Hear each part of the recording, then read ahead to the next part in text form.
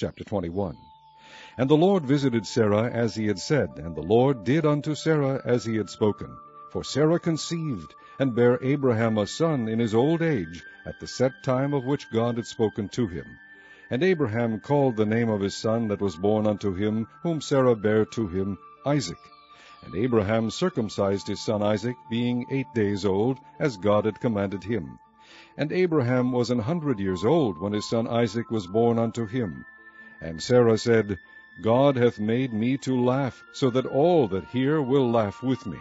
And she said, Who would have said unto Abraham that Sarah should have given children suck? For I have borne him a son in his old age. And the child grew, and was weaned, and Abraham made a great feast the same day that Isaac was weaned. And Sarah saw the son of Hagar the Egyptian, which she had borne unto Abraham, mocking.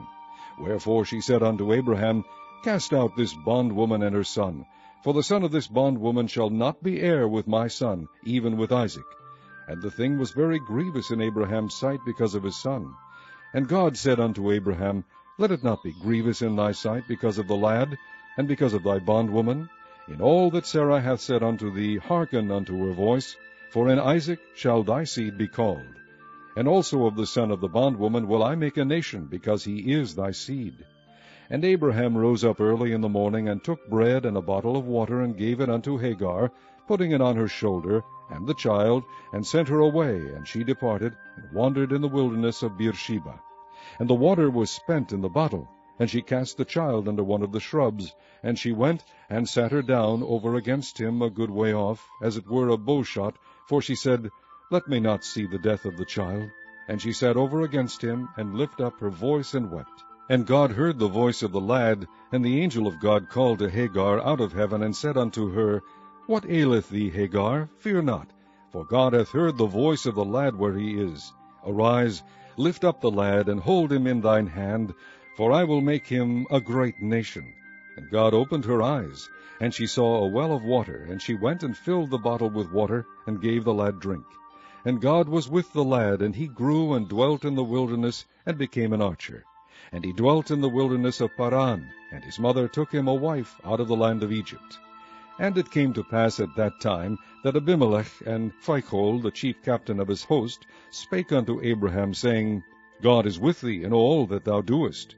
Now therefore swear unto me here by God, that thou wilt not deal falsely with me, nor with my son, nor with my son's son, but according to the kindness that I have done unto thee, thou shalt do unto me, and to the land wherein thou hast sojourned.